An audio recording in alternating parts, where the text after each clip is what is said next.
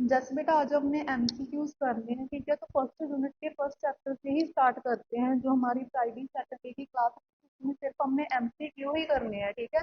जो normal class लगेगी उनमें हम सिलेबस अपना आगे करेंगे। और तो उसके लिए आपने जो रिवीजन एट अ ग्लैंस आपके यूनिट के लास्ट में है, जो सभी चैप्टर्स का दिया हुआ है, ठीक है। उसमें से फर्स्ट चैप्टर का करना है सबसे पहले। बहुत एमसीक्यू ऐसे हैं जो इसमें से ही कवर हो जाने हैं आपके, ठीक है, जो शॉर्ट नोट्स की तरह है। जैसे जो सम यूजफुल कंसेप्ट लिखे हैं नीचे, प्रैक्टिकल पॉइंट्स, ये भी बहुत यूजफुल है, ठीक है, एमसीक्यूज के लिए।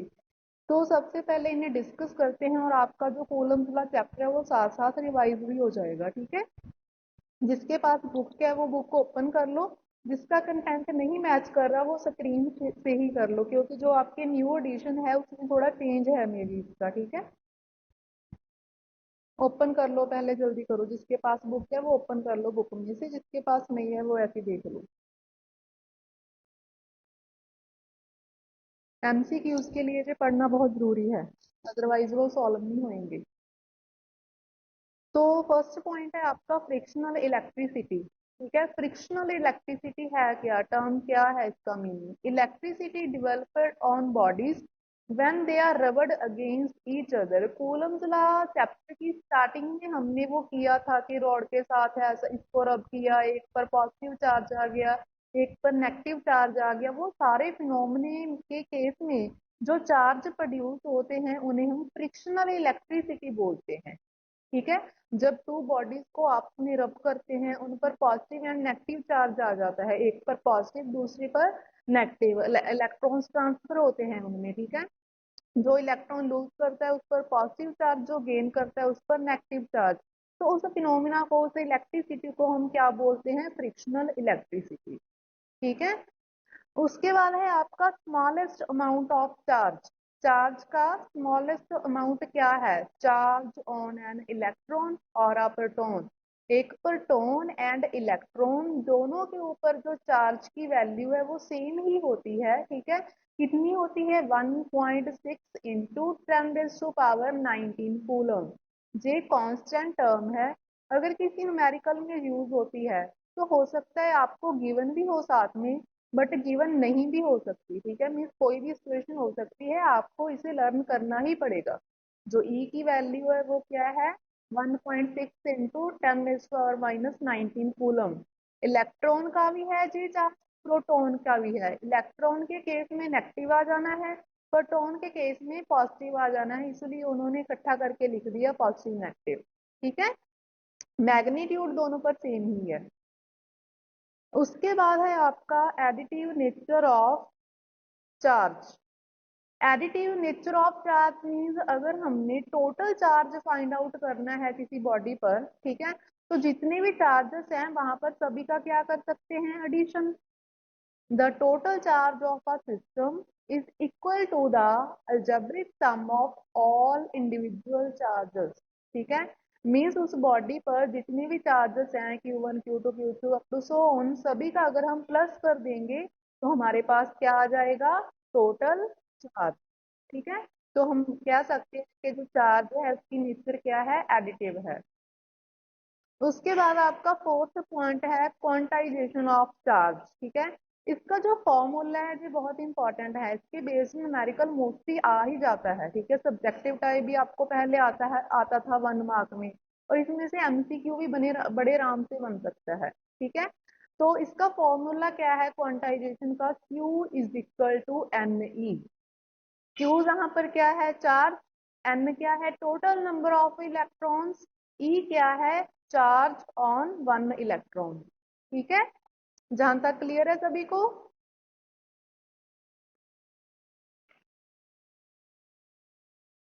जस बेटा।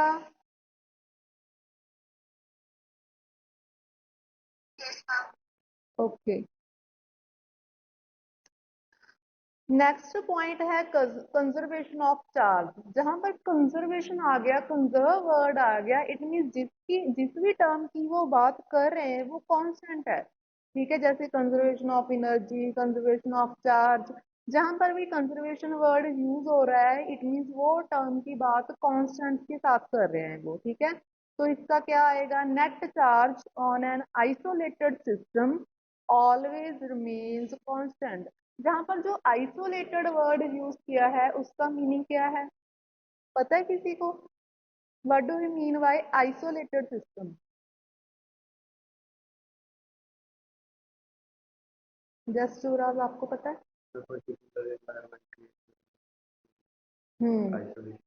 मीन्स उसमें जो कंडीशंस हैं, जो भी हमने एक बार कंडीशंस सेट कर दी, ठीक है, जैसे भी उस सिस्टम को हमने तैयार कर लिया वो वैसे ही रहेगा। जो एक्सटर्नल इन्वायरमेंट होगा उसका उसके ऊपर कोई भी इफेक्ट नहीं पड़ेगा। जैसे मान लो कोई रूम है, ठीक है, उस रूम में जो भी टेम्परेचर है, ठीक है, जितना भी है प्रेशर है वो उतना ही रहेगा।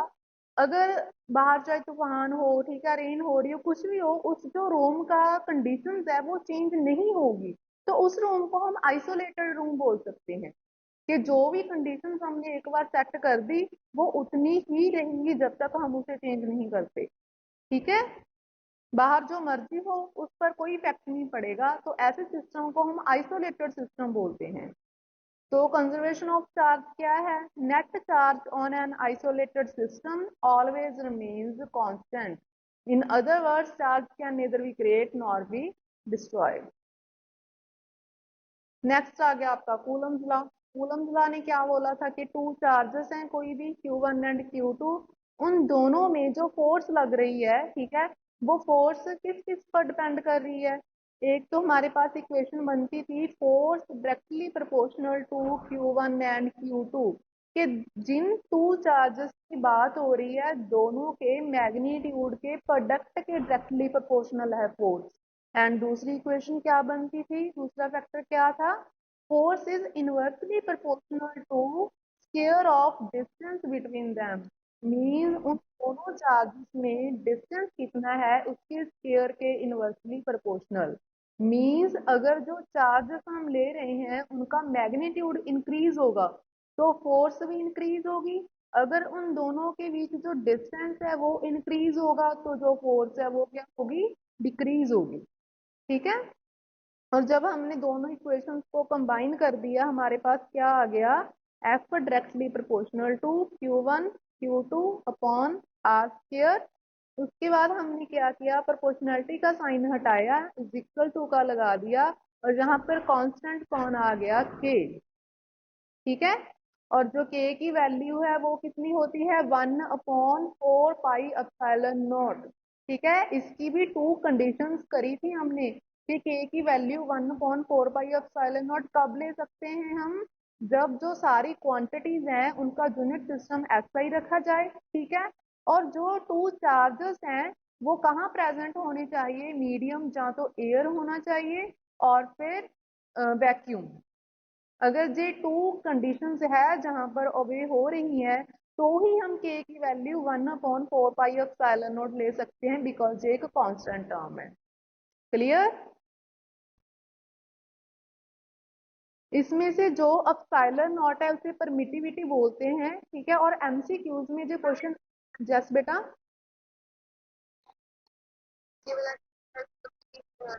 के की वैल्यू कब?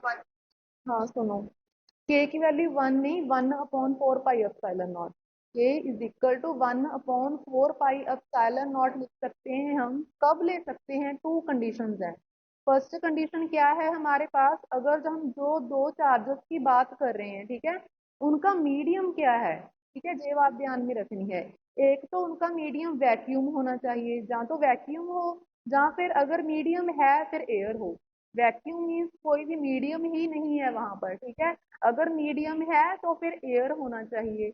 और सेकंड पॉइंट क्या था? जितनी भी जहां पर क्वांटिटीज यूज हो रही हैं, जैसे चार्ज हो गया, डिस्टेंस हो गया, ठीक है, चार्ज की एसआई यूनिट क्या होती है? कूलम। एंड डिस्टेंस की क्या होगी यहाँ पर? मीटर। ठीक है, जो यूनिट सिस्टम है सारा वो एसआई रखना है, कोई और नहीं लेना, जैसे सीजीएस नहीं लेना, एमकेएस नहीं लेना। ठीक है, तो कौन सा लेना है हमने? एसआई यूनिट सिस्टम लेना है, तभी हम जो के की वैल्यू है वो 1/4 पाई एप्सिलॉन नॉट ले सकते हैं। एक मीडियम का ध्यान रखना है, और दूसरा यूनिट सिस्टम कौन सा है। ये कंडीशन है कि जो मीडियम है वो एयर होना चाहिए या फिर वैक्यूम ही हो। दूसरा क्या है कि यूनिट सिस्टम है वो ऐसा ही होना चाहिए सभी क्वांटिटीज के लिए, तभी हम k is equal to 1/4 pi epsilon nought put कर सकते हैं। Is it clear?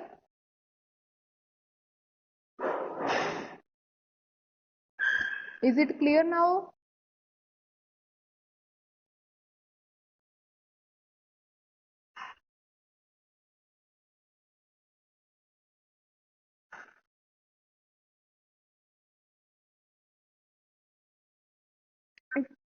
इसमें जो अपसाइलन नॉट है, 1 सेकेंड, इसमें जो अपसाइलन नॉट है, ठीक है, जे वाला साइन, इसे परमिटिविटी बोलते हैं, ठीक है।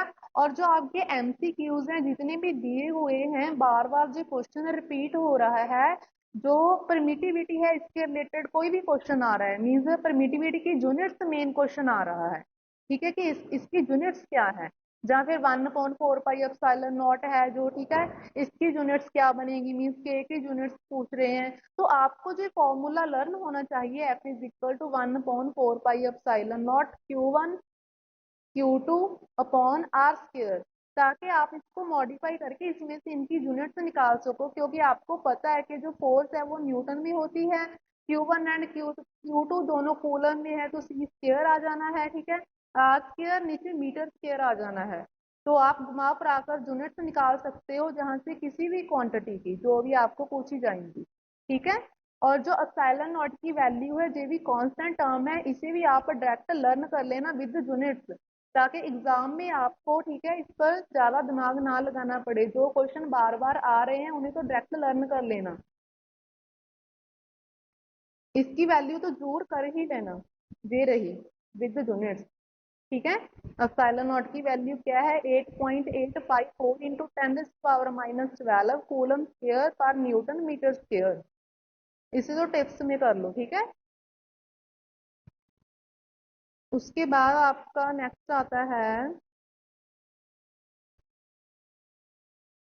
अगर हम इसे वेक्टर फॉर्म में ले, ठीक है, कूलम्स लॉ जब हमने किया था, टू टॉपिक्स थे कूलम्स लॉ के, एक हमने नॉर्मल किया था पहले, फिर वेक्टर फॉर्म में किया था, ठीक है। तो जो वेक्टर फॉर्म का रिजल्ट था वो जहां पर यूज हुआ है, 3 स्टेप रिजल्ट के लास्ट वाले। और जो आर कैप 1 2 है जहां पर, ठीक है, मैंने वहां पर भी बताया था, जैसे हमारे पास कोई भी यूनिट वेक्टर होता है, ठीक है, उसकी जो वैल्यू है, ऊपर क्या आ जाना है वेक्टर, नीचे उसी का ही मैग्नीट्यूड, ठीक है। तो जो आर कैप 1 2 है उसकी वैल्यू पुट करने के बाद हमारे पास नेक्स्ट स्टेप बन गया जे वाला। ये देखो, पहले R12 था जहां पर, उसकी प्लेस पर वो वाली वैल्यू पुट कर दी, तो आर वेक्टर ऊपर आ गया, नीचे आर स्क्वायर तो पहले था ही, एक आर साथ में और आ गया, तो आर स्क्वायर इंटू आर कितना बन गया, आर क्यूब, मीन्स आर जो यूनिट वेक्टर है आर कैप उसको ओपन कर दिया, ठीक है। और उसके बाद जो लास्ट वाला रिजल्ट है वो पोजीशन वेक्टर्स की टर्म्स में लिखा है, जैसे हमारे पास एक ऐसे सिस्टम होता था, रीजन 2 पॉइंट्स है, मीन्स 2 चार्जेस बड़े हैं जहां पर जे वाला, ठीक है, एक R1 वेक्टर हो गया, एक R2 वेक्टर हो गया, फिर हम डिस्प्लेसमेंट वेक्टर निकालते थे triangle law of vector addition लगाकर, वो हमारे पास R1 vector minus R2 vector आ जाता था, ऐसे करके सारा सॉल्व किया था हमने, ठीक है। वो वाला रिजल्ट ये वाला यूज किया पोजिशन वेक्टर्स की टर्म में।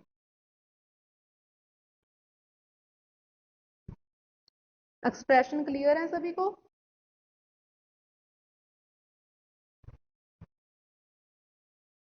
स्क्रीन शेयर हो रही है, देखिए,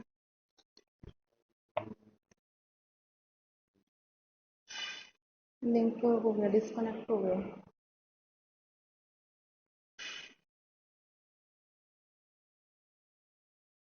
ओहो,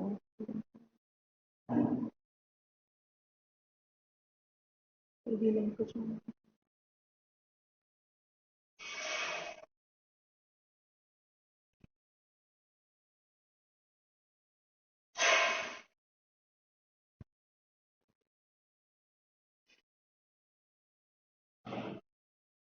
नेटवर्क कट हो रहा है।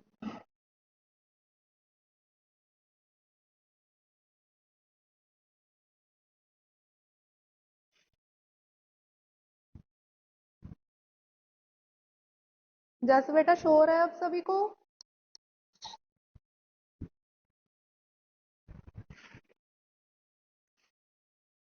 नेक्स्ट है आपका यूनिट ऑफ चार्ज। चार्ज की एसआई यूनिट क्या होती है? कूलम, और इसे कैपिटल सी से रिप्रेजेंट किया जाता है, ठीक है। उसके बाद डाइलेक्ट्रिक कांस्टेंट क्या होता है जी, तो अभी करके हटे हो आप, ठीक है। के की वैल्यू पेपर में भी डाली थी मैंने। प्रिंसिपल ऑफ सुपरपोजिशन क्या होता है? अगर जो चार्ज हमारे पास कोई ऐसा सिस्टम है जिसमें टू से ज्यादा चार्जेस हैं, ठीक है, तो जो कूलम लाया है उसने तो सिर्फ टू चार्जेस की बात करी है ना। कूलम ला सिर्फ और सिर्फ टू चार्जेस के बीच कितनी फोर्स लग रही है यही बता सकता है। तो अगर सिस्टम में हमारे पास ज्यादा चार्जेस आ गए, Q1 Q2 up to so on Qn, जस बेटा,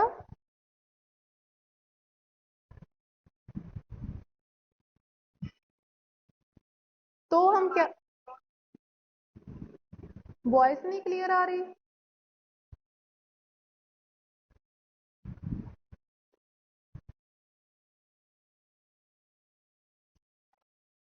म्यूट लग गया है। अब आ रही है बेटा? ओके। तो उसके बाद हमारे पास था यूनिट ऑफ चार्ज, ठीक है। यूनिट ऑफ चार्ज क्या होती है? कूलम। और ये कौन से सिस्टम में होती है? एसआई सिस्टम में, ठीक है। और सी इसका रिप्रेजेंटेशन है। उसके बाद डाइलेक्ट्रिक कांस्टेंट, ये तो अभी करा था हमने, ठीक है। डाइलेक्ट्रिक कांस्टेंट क्या होता है? के जो यूज किया है अभी हमने, ठीक है, जिसकी वैल्यूज डिस्कस की थी। प्रिंसिपल ऑफ सुपरपोजिशन क्या है? कूलम लॉ ने सिर्फ और सिर्फ टू चार्जेस की ही बात की थी कि टू चार्जेस के बीच कितनी फोर्स लगती है, कूलम लॉ ने सिर्फ ये बताया। बट अगर हमारे पास कोई सिस्टम ऐसा आ जाए जिसमें जो चार्जेस हैं वो टू से ज्यादा हैं, ठीक है, Q1 Q2 Q3 up to so on n, ठीक है, बहुत सारे चार्जेस आ गए, तो हम क्या करेंगे? जो सोर्स चार्ज है पहले उसका Q1 के साथ फोर्स निकालेंगे, उसे नाम दे दिया F1। फिर टू के साथ निकालेंगे, नेम दे दिया F2 up to so on, ऐसे ही सारे चार्जेस के साथ हम निकाल लेंगे। तो टोटल फोर्स फाइंड करने के लिए सभी का क्या कर देंगे? एडिशन कर देंगे, ठीक है। इसे बोलते हैं प्रिंसिपल ऑफ सुपरपोजिशन। ये इसी काम के लिए यूज किया जाता है, बस एडिशन करने के लिए, अगर जो हमारा सिस्टम है उसमें टू से ज्यादा चार्जेस आ जाएं। बिकॉज जो कूलम्स लॉ है उसने सिर्फ और सिर्फ टू चार्जेस की बात की है, टू चार्जेस के बीच कितनी फोर्स लग रही है वो सिर्फ यही बताता है। Is it clear? Dielectric medium हमारे पास होता है, जैसे हम इंसुलेटर कोई सब्सटेंस है उसे टेम्परेरी टाइम के लिए कंडक्टर बना लें, तो जो वो मीडियम बनेगा वो डाइलेक्ट्रिक होता है, ठीक है। उस केस की बताया हुआ है उन्होंने कि अगर जो मीडियम है डाइलेक्ट्रिक आ जाए तब हमारा एक्सप्रेशन क्या होता है, ठीक है। नेक्स्ट है बेटा आपका सम यूजफुल कंसेप्ट, ठीक है। जे भी एमसीक्यूज में बहुत बार आए हुए हैं, जो आपकी बुक के पीछे एमसीक्यूज गिवन है ना, उनमें से सारे पॉइंट्स यूज किए हुए हैं, मीन्स आपके लिए भी इजी है, बिकॉज फुल चैप्टर की पूरी रीड करना, उसमें से ये नहीं पता चलेगा कि कौन सी लाइन पढ़नी है कौन सी छोड़नी है और क्या पढ़ लिया आपने क्या नहीं पढ़ा। अगर आप एज अ पॉइंट्स पढ़ोगे तो आपको रीड करना भी इजी रहेगा और उन्हें लर्न करना भी इजी रहेगा, ठीक है। और सभी पॉइंट्स बहुत अच्छे दिए हुए हैं इन्होंने।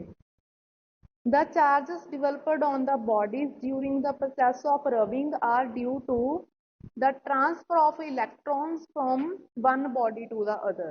जो चार्जेस आते हैं रब करने के बाद वो कैसे प्रोड्यूस होते हैं वो चार्जेस बताए हुए हैं, क्योंकि हम ये तो पढ़ लिया कि हमने कि एक बॉडी पर नेगेटिव चार्ज आ रहा है एंड दूसरी पर कौन सा आ जाता है? पॉजिटिव। वो कैसे आता है? जब जो चार्जेस हैं वो ट्रांसफर होते हैं, ठीक है जी। मैंने आपको पहले ही बता दिया था कि एक लूज कर रहा है एक गेन कर रहा है, ठीक है। जो लूज करेगा उस पर पॉजिटिव चार्ज आ जाना है, जो गेन करेगा उस पर नेगेटिव चार्ज आ जाना है। और सेकंड पॉइंट है आपका electric charge is a scalar quantity, ठीक है। इलेक्ट्रिक चार्ज क्या है? स्केलर क्वांटिटी है। इसका रीजन भी किया था हमने, जब जब मैंने चैप्टर करवाया था की पॉइंट्स में लिखा था कि इसकी डायरेक्शन भी होती है, इसका मैग्नीट्यूड भी होता है, बट फिर दीजिए कौन सी क्वांटिटी है? स्केलर। वेक्टर क्यों नहीं बोलते हम इसे, बताओ। मैंने बहुत अच्छे से एक्सप्लेन किया था आपको। इसके पास जो इलेक्ट्रिक चार्ज है, ठीक है, इसके पास मैग्नीट्यूड भी है और इसकी डायरेक्शन भी है। हम देखते हैं ना कि चार्ज की पॉजिटिव से नेगेटिव जा रहा है, जहाँ पे नेगेटिव से पॉजिटिव जा रहा है, तो फिर भी ये स्केलर क्वांटिटी है भाई। बता सकता है कोई? बिकॉज जो भी इसमें एडिशन हो रही हैं सारी वो वेक्टर एडिशन नहीं है, ठीक है। वो कौन सी एडिशंस हैं? Algebraic conditions. दैट्स व्हाई हम इसे वेक्टर क्वांटिटी नहीं बोल सकते, जो वेक्टर के लास्ट को तो ओबे नहीं करता, ठीक है। इसकी एक प्रॉपर्टी को हम क्या करें, इसीलिए ये स्केलर क्वांटिटी ही काउंट होती है। तो कंफ्यूज मत हो जाना अगर पेपर में आ जाए। थर्ड पॉइंट है आपका, the electric charge on an object is not affected by it's motion. जो चार्ज है वो क्या है? कांस्टेंट टर्म है। अगर कोई भी ऑब्जेक्ट मोशन में है तो उसका जो चार्ज है वो तो वही रहता है ना, जैसे हम इलेक्ट्रॉन का जितना चार्ज है उतना ही रखते हैं, वो तो उसका मास जो इलेक्ट्रॉन का वो तो चेंज नहीं, सॉरी चार्ज है वो भी चेंज नहीं होता, मास भी चेंज नहीं होता इलेक्ट्रॉन का, ठीक है। जो दोनों क्या है? कांस्टेंट टर्म्स है, इसीलिए मैंने आपको बोला था पहले कि इसे लर्न कर लो। ये कांस्टेंट ही रहता है जो चार्ज है, अगर वो इलेक्ट्रॉन मोशन में है हमें कोई फर्क नहीं पड़ता। नेक्स्ट है fourth point, Coulomb's law in electrostatic holds only for stationary and point chargers. ठीक है, ये मेन पॉइंट है कूलम्स लॉ का। जो कूलम लॉ है उसने सारा लॉ तो बता दिया, उसने हमें फोर्स भी बता दी, बट उसकी एक कंडीशन है कि जो चार्जेस हैं वो पॉइंट चार्जेस होने चाहिए, मीन्स उनके जो डिमेंशंस है वो निग्लिजिबल होने चाहिए, ठीक है। और वो स्टेशनरी होने चाहिए, मूवमेंट में नहीं होने चाहिए, तभी उसकी फोर्स बताता है जी। और चार्जेस है भी टू ही, दो चार्जेस की ही बताई है इसने, कूलम्स लॉ ने, ठीक है। उसके बाद आपका आता है the electric charges must be points in size, Coulomb's law does not apply to two charge bodies.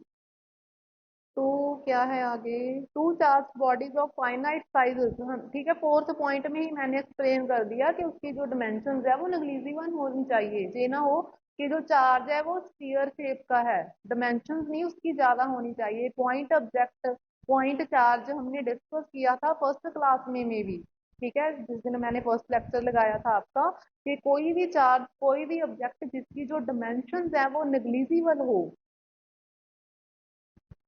बस वो कंसिडरेशन में है कि है वो चीज, ठीक है, बट वो निग्लिजिबल ही है।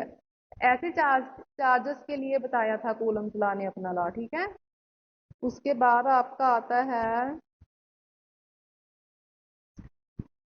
seventh point, whereas there is no effect of the medium on the gravitational force between the two bodies, the electrostatic force between the two charged bodies is greatly affected by the medium in which the two bodies are located। Obviously हमने तो जो k की value है उसकी ही condition read की है, अब किस पर डिपेंड करता है? वो मीडियम पर। बट अगर हम ग्रेविटेशनल फोर्स की बात कर रहे हैं फिर मीडियम का कोई भी इफेक्ट नहीं पड़ता। अगर हम इलेक्ट्रोस्टैटिक फोर्स की बात कर रहे हैं, मीन्स चार्जेस के केस में फोर्स की बात कर रहे हैं, तब जो मीडियम है वो इम्पोर्टेंस रखता है अपनी। अगर मीडियम चेंज होगा तो जो भी हम वैल्यू निकाल रहे हैं उसमें भी चेंज आएगा। क्लियर? जैसे अब अगर जो मीडियम चेंज हो जाएगा तो के की वैल्यू चेंज हो जानी है, सारी फोर्स ही चेंज हो जानी है, इलेक्ट्रोस्टैटिक फोर्स ही है, ठीक है। जो कूलम्स लॉ ने फोर्स बताई उसका नेम इलेक्ट्रोस्टैटिक फोर्स है, ओके। जो न्यूटन ने बताई थी वो ग्रेविटेशनल फोर्स है, ठीक है। उसका एक्सप्रेशन भी ऐसा ही होता है, F is equal to G m1 m2 upon r square, okay. तो वो बोल रहे हैं कि जो ग्रेविटेशनल फोर्स है उसके केस में मीडियम का कोई इफेक्ट नहीं पड़ता, बट अगर इलेक्ट्रोस्टैटिक फोर्स है उसके केस में मीडियम इफेक्ट करता है।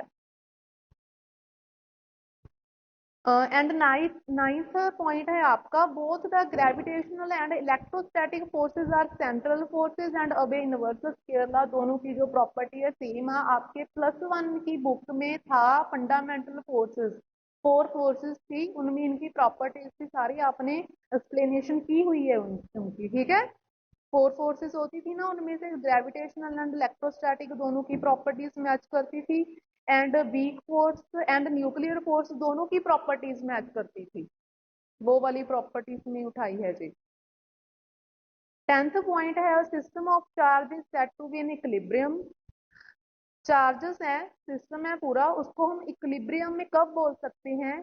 If net force experienced by each charge of the system is zero.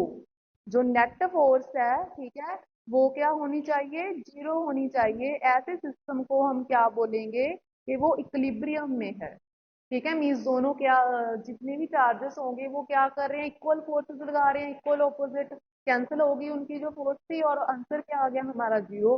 Means internal system में फोर्स तो लग रही है, ये तो नहीं होगा कि फोर्सेस ही नहीं लग रही वहां पे, बट वो कैंसिल हो जानी है। ठीक है, तो ऐसे सिस्टम को हम क्या बोलेंगे कि वो इक्विलिब्रियम में है।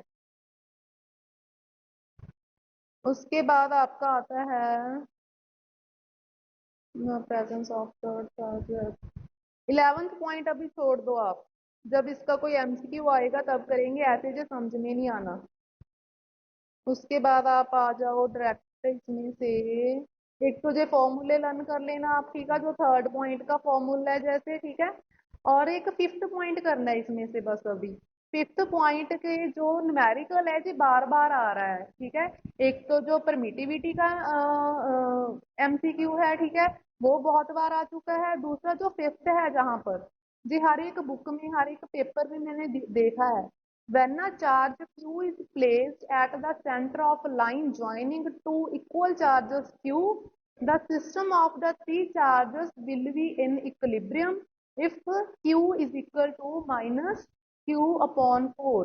मीन्स जो कंडीशन है इसकी आपने पूरी लर्न कर लेनी है, ठीक है। जिस सेम कंडीशन पर इसमें कोई भी चेंज नहीं आता, जितने इसके क्वेश्चन आए हुए हैं एमसीक्यूज में, ठीक है, डिक्टो एज ए टेस्ट डाली होती है। वैसे तो इसका पूरा डेरिवेशन है, हम निकाल कर देख सकते हैं, ठीक है, बट जो ये कंडीशन है आप इसे लर्न कर लेना ताकि आपका जो पेपर में टाइम वेस्ट ना हो। ठीक है, जब आप स्कूल आ जाओगे। P S U of charge, ये क्या है जहाँ पर शॉर्ट फॉर्म है, बाद में देख कर बता दूँ क्या है इसकी पूरी। एक्चुअली में ये पॉइंट मैंने करवानी नहीं थी ना, तो मैंने देखा ही नहीं क्या है इसमें से। आपने एक थर्ड एंड फिफ्थ पॉइंट करना है बस, ठीक है? बाकी में से किसी में कोई एमसीक्यू नहीं आया। जो फिफ्थ पॉइंट है वो बहुत इंपॉर्टेंट है। फिफ्थ पॉइंट में एमसीक्यू बनता है, फुल न्यूमेरिकल होता है वैसे जी, बट जहाँ पर उन्होंने आपको डायरेक्ट कंडीशन बता दी कि अगर ये कंडीशन आ जाती है आपको, when a charge Q is placed at the centre of line joining two equal charges, इसकी डायग्राम कैसी होगी, जैसे हमारे पास कैपिटल क्यू है, कैपिटल क्यू है, टू चार्जेस हैं, लाइन ज्वाइन कर रही है, और सेंटर में कौन सा चार्ज है, स्मॉल क्यू। तो आपको पूछेंगे कि जो सिस्टम है इक्विलिब्रियम में कब होगा, जब Q is equal to minus two upon four आ जाए। ठीक है, इसके रिलेटेड भी काफी थोड़ा मॉडिफाई करके भी डाला होगा उन्होंने एमसीक्यू, बट काफी है, हर एक कॉम्पिटेटिव एग्जाम में इसके रिलेटेड आया ही हुआ है एक न्यूमेरिकल। तो ये थे आपके मेन मेन पॉइंट। उसके बाद आप आ जाओ एमसीक्यूज पर। ये देखो फर्स्ट ही पड़ा है जहां पर, ठीक है, ऐसे आएगा इसका numerical. If a charge q is placed at the center of the line joining two equal charges q such that the system is in equilibrium then the value, तो ऐसे डायरेक्ट ही पड़ा है, नीट में भी है, ठीक है, जेई में है, और आपके प्लस टू लेवल में भी है। कोई पेपर नहीं छोड़ा इस लाइन में, ठीक है, तो इसे लर्न कर लेना क्या है इसका answer, D minus Q upon four. Clear है गर्ल्स सभी को? ओके। उसके बाद आपका जो अभी मैंने जो थोड़ा सा इजी पार्ट था वही उठाया आपके लिए, ठीक है,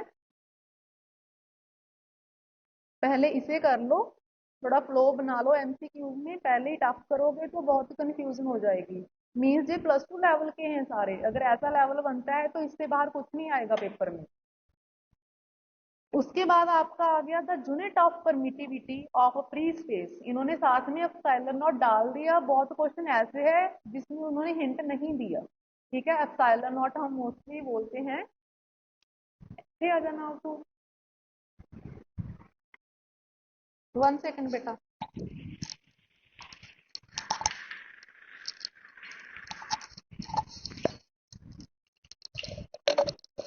ठीक है, तो परमिटिविटी आपने याद रखना है कि एप्सिलॉन नॉट का नेम क्या है, परमिटिविटी, मोस्टली वो परमिटिविटी ही यूज करते हैं कि यूनिट ऑफ परमिटिविटी क्या है। ठीक है, तो वो भी मैंने आपको लर्न करवाई थी, क्या है, पी स्क्वायर पर न्यूटन पर मीटर स्क्वायर। आप फॉर्मूला से निकाल भी सकते हो, जरूरी नहीं है कि आपने क्रैमिंग ही करनी है। जो बच्चा क्रैमिंग नहीं कर सकता इसकी डायरेक्ट, तो वो फॉर्मूले से निकाल सकता है। वो मैंने इसलिए कहा था कि कई बार जो टाइम है वो कम होता है, तो जो चीज पता है कि जो इम्पोर्टेंट ही है तो उसे लर्न कर लिया जाए, ठीक है। कई बार जल्दी में गलत भी आप ड्राइव कर सकते हो, तो वेरीफाई हो जाएगी। उसके बाद है आपका जे वाला पॉइंट डिस्कस करने से रह गया ना, के वाला, 1 मिनट रुको। ये पॉइंट्स में था डाइलेक्ट्रिक वाला। 1 सेकेंड बेटा।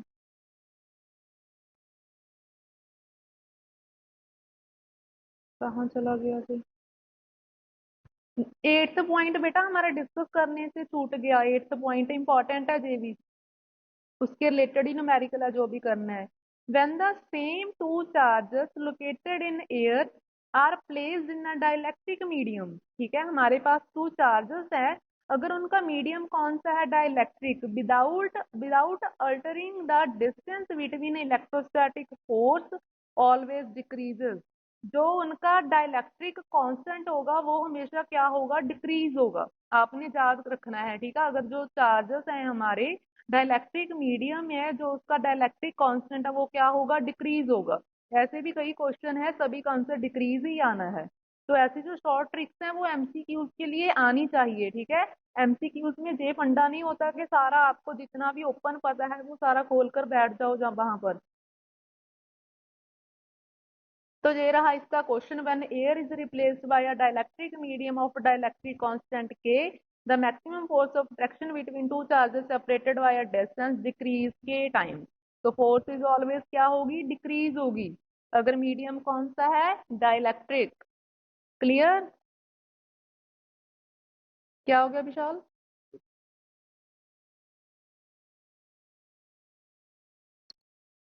उसके बाद आपका नेक्स्ट है 68th न्यूमेरिकल एमसीक्यू। देखो, a body can be negatively charged by, किसी बॉडी पर नेगेटिव चार्ज कब आता है, हमने डिस्कस कर लिया जो 2 बार, ठीक है। ऑप्शन क्या है, giving excess of electrons to it, removing some electrons from it, giving some protons to it, removing some neutrons from it. पहले जो सी एंड डी ऑप्शन है उनकी तो बात ही नहीं कर सकते हम भी। क्यों, कौन से चार्जेस ट्रांसफर हो रहे हैं, इलेक्ट्रॉन्स, जब रब कर रहे हैं टू बॉडीज को।